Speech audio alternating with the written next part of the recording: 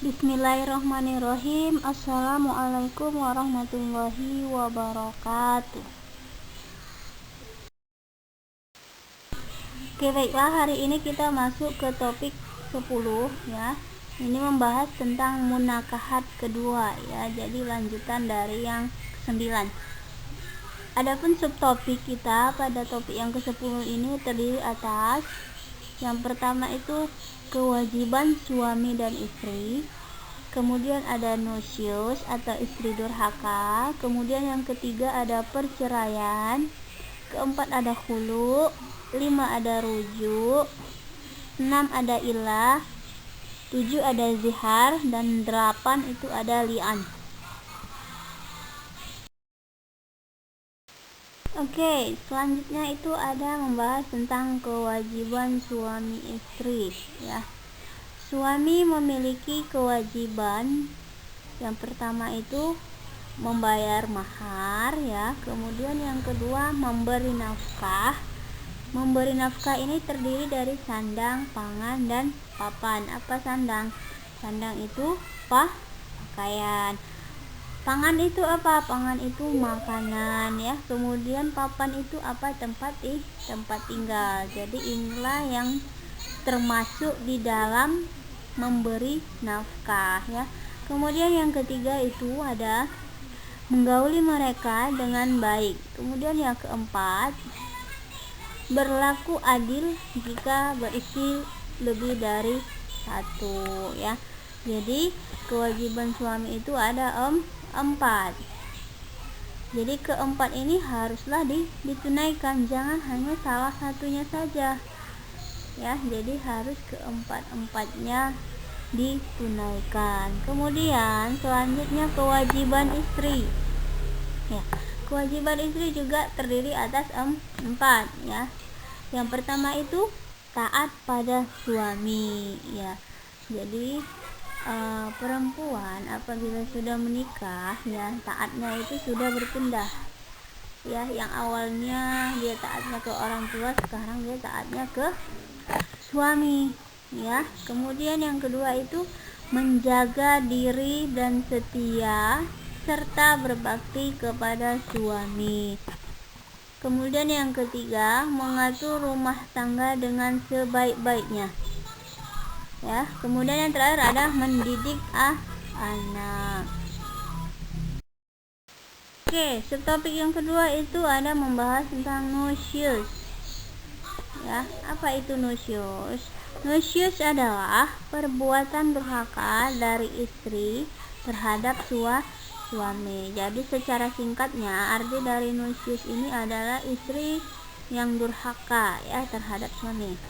Kemudian ada 3 hal ya yang bisa dilakukan suami apabila istrinya nusyus atau apabila istrinya durhaka ya. Yang pertama itu apa? Yang pertama itu menasehati ya, menasehatinya dengan baik. Jadi yang pertama harus dinasehati dulu ya. Kemudian yang kedua boleh berpisah tempat tidur.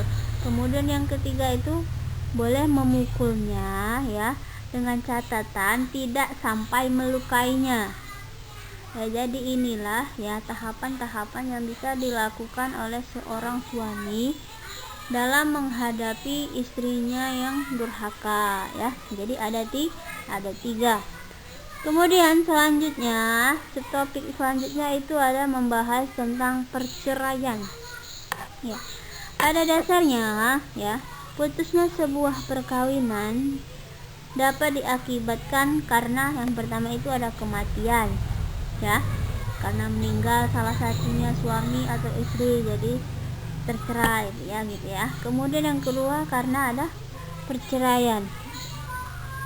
Yang ketiga itu karena ada keputusan dari pengadilan ataupun disebut dengan fasak.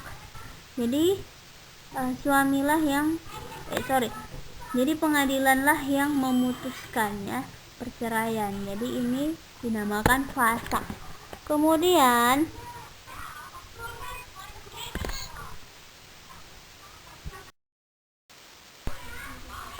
selanjutnya ya, Dalam bercerai ada 3 jalan yang dapat berlaku ya. Yang pertama itu adalah talak, kemudian ada hulu, kemudian yang terakhir adalah fasak ya. Jadi istilah-istilah dalam perceraian ini ada yang disebut dengan talak, ada yang hulu, kemudian ada yang fasak.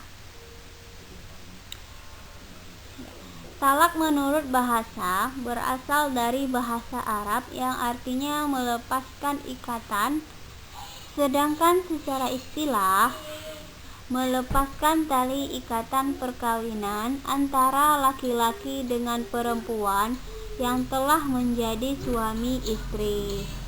Talak dibagi menjadi 2 bagian ya. Yang pertama talak raj'i dan yang kedua talak ba'in. Ya, talak tadi terbagi menjadi 2 bagian ya. Talak raj'i. Apa itu talak raj'i? Talak raj'i ini adalah talak 1 dan talak 2. Artinya apa? Apabila masih dalam talak 2 ataupun talak raj'i ini, maka suami dan istri boleh rujuk lagi, asalkan dengan catatan masih dalam masa iddah. Ya, masa iddahnya berapa lama? 3 kali suci ya. 3 kali suci. Seorang perempuan kan setiap bulannya ada haid, jadi 3 kali suci dia. Itulah masa iddahnya, masa menunggunya ya, apakah suami ini mau kembali atau mau rujuk lagi atau tidak gitu ya. Jadi apabila masih dalam masa iddahnya, apabila masih talak 1 dan talak 2, mereka masih bisa rujuk lagi ya, tanpa ijab kabul yang baru. Berbeda halnya dengan talak ba'in. Talak ba'in ini talak besar, artinya apa? Talak 3. Jadi talak ba'in ini sudah tidak bisa rujuk lagi ya, udah nggak bisa rujuk lagi, nggak bisa pakai akad nikah yang baru lagi. Hanya bisa dengan cara apabila ya mantan istri ini menikah dulu dengan orang lain, kemudian bercerai ya, barulah bisa kembali lagi dengan akad nikah yang baru lagi ya. Jadi inilah perbedaan antara talak raj'i dengan talak ba'in. Oke, kita tadi adalah membahas tentang talak ya. Talak ini biasa kita dengar ya, suami mengucapkan kata talak kepada istrinya, misalkan aku ceraikan kamu, misalkan gitu. Kemudian ada yang secara sindiran ya, dia bisa mengatakan kembalilah ke orang tuamu. Itu juga merupakan suatu talak ya. Jadi berhati-hatilah dalam berucap ya. Selanjutnya istilah dalam talak tadi ada khuluk ya. Apa itu khuluk? Khuluk adalah talak tebus ya. Maksudnya gimana? Maksudnya talak yang diucapkan oleh seorang suami dengan pembayaran dari pihak istri kepada suami ya. Jadi suami meminta, istri meminta suaminya untuk menceraikan dia dengan catatan ada denda ataupun pembayaran, ataupun kalau kita katakan istrilah jadinya yang menanggung semua biaya-biaya dalam proses perceraian. Jadi ada kesepakatan di situ ya, sehingga suami mengabulkan permintaan istri tadi untuk bercerai. Ini disebut dengan khuluk.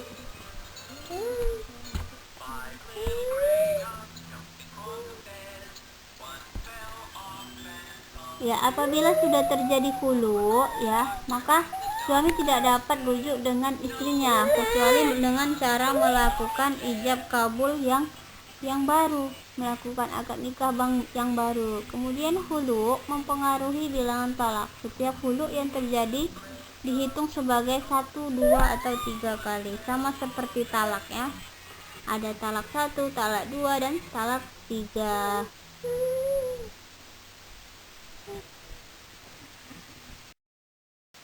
Oke, selanjutnya itu ada membahas tentang fasak. Ya, setelah ada talak, ada hulu, kemudian yang ketiga ada fasak. Apa itu fasak? Ya, fasak adalah perceraian dengan merombak nikah di antara suami istri, dan ini dilakukan oleh hakim atas pengaduan dari salah satu pihak dengan alasan yang dapat dibenarkan. Fasak dilakukan karena adanya aib atau cacat dari salah satu pihak, suami ataupun istri, ya. Suami tidak memberi nafkah. Fasak mengakibatkan suami istri tidak dapat rujuk. Kalau ingin kembali harus dengan akad nikah yang baru, ya. Jadi fasak ini, ya, talak yang jatuh dikarenakan oleh pengadilan, ya, dari hakim. Kenapa hakim bisa memutuskan suatu perkawinan? Ya, karena ada aduan dari salah satu pihak, baik dari istri ataupun suami. Misalkan ada cacat dari misalkan gini, ada kebohongan ketika sebelum menikah. Misalkan suami mengaku ketika mau menikah itu dia masih lajang, padahal ternyata sudah punya istri dan punya anak, ya. Jadi ada yang namanya kebohongan di sini. Jadi di sini istri boleh mengadukan ke hakim ataupun ke pengadilan, sehingga hakimlah yang memutuskan pernikahan mereka. Inilah yang namanya fasak, ya. Jadi fasak ini tidak bisa rujuk, hanya bisa kembali dengan cara akad nikah yang baru, ya. Jadi sudah jelas ya perbedaan antara talak, hulu, dan fasak, ya. Selanjutnya ini ada membahas tentang rujuk, ya. Setelah tadi talak, sekarang rujuk, ya. Secara bahasa, ya, arti dari rujuk adalah kembali. Secara bahasa artinya kembali. Sedangkan secara istilah, rujuk ialah kembalinya suami, ya, kepada hubungan nikah dengan istrinya seperti semula. Ya, rujuk hanya dapat terjadi dalam masa iddah. Ya, apa tadi masa iddah? Masa menunggu, ya. Pada talak raj'i, ya, jadi rujuk ini hanya bisa terjadi pada talak raj'i, ya. Pada talak bain tidak bisa, karena kalau talak 3 tadi mantan istri harus menikah dengan orang lain terlebih dahulu, kemudian diceraikan suaminya, barulah dia bisa menikah lagi dengan mantan suaminya yang lama, ya. Rukun rujuk ada 3. Yang pertama ada istri, kedua ada suami, dan yang ketiga ada sigat. Sigat ini apa? Lafaz, ya. Jadi rujuk juga harus dilafazkan. Lafaznya bagaimana? Ya, bisa seperti saya mau kita kembali lagi, ya, misalkan, ya. Jadi intinya rujuk itu harus dilafazkan, nggak boleh ketawa-ketawa, ya kan, dibawa makan mantan istrinya, ditraktir makan, terus ketawa-ketawa, terus dibawanya ke rumah lagi, tidur satu ranjang lagi tanpa ada lafaz rujuk. Itu nggak boleh, harus dilafazkan, ya. Itu dia ketentuan dari rujuk. Kemudian selanjutnya itu ada illah. Apa itu illah? Illah adalah sumpah suami, ya, bahwa ia tidak akan mencampuri istrinya dalam masa 4 bulan atau dengan tidak menyebut masa, ya. Jadi di sini misalkan telah terjadi pertengkaran, ya, antara suami dengan istri, kemudian suami bersumpah, dia mengatakan bahwasanya dia tidak akan menggauli istrinya sampai dalam waktu beberapa bulan, misalkan, ya. Jadi selama masa 4 bulan tersebut, ya, jika suami kembali harus membayar denda sumpah kifarat, ya. Jadi harus ada denda, ya, ketika suami misalkan mau kembali lagi, dia harus membayar denda ataupun kifaratnya. Itu bisa berupa memberi makan fakir miskin, ya. Ya, selanjutnya itu ada zihar. Ya, apa itu zihar? Zihar berbeda dengan zohir ya. Berbeda dengan zohir. Zihar adalah seorang suami ya yang menyerupakan istrinya dengan ibunya sehingga haram atasnya. Ya, jadi misalkan suami menyamakan ataupun menyerupakan istrinya itu dengan ibunya, itu tidak boleh ya.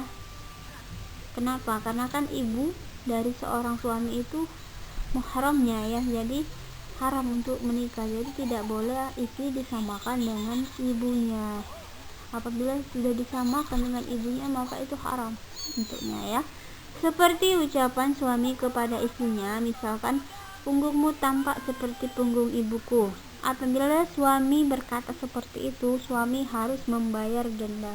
Ya, jadi berhati-hatilah ya, para suami berhati-hatilah dalam berbicara ya, tidak boleh menyamakan antara ibu ya dengan istri kita, karena akibatnya apa? Kita bisa dikenakan membayar kifarah ataupun denda ya. Kemudian selanjutnya itu ada li'an. Apa itu li'an? Li'an adalah tuduh menuduh ya, atau tuduhan berbuat zina sehingga perempuan itu diceraikan, dan boleh ditambahkan bahwa anak dalam kandungannya tidak diakui sebagai anaknya ya. Jadi li'an ini ada tuduhan ya, entah dari suami ataupun istri dituduh berbuat zina. Misalkan istrinya dituduh berbuat zina, maka